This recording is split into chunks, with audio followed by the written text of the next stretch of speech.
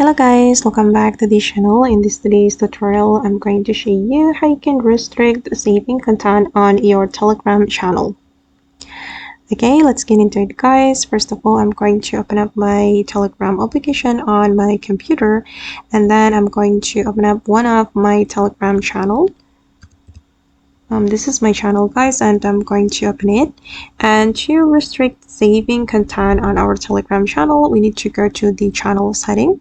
You can click on the channel's name first and then go to the channel settings right here, and then we need to go to the channel type, and we can scroll down until we'll find the content protection, and you can activate the restrict saving content to protect your content such as photo or video on your Telegram channel.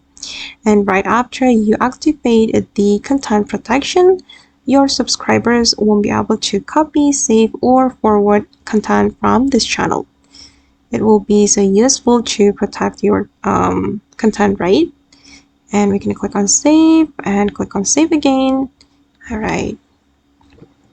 Okay guys, and that's all the way to activate the restrict saving content feature on Telegram channel. I hope this tutorial will be useful for you. Thank you so much for watching, and bye.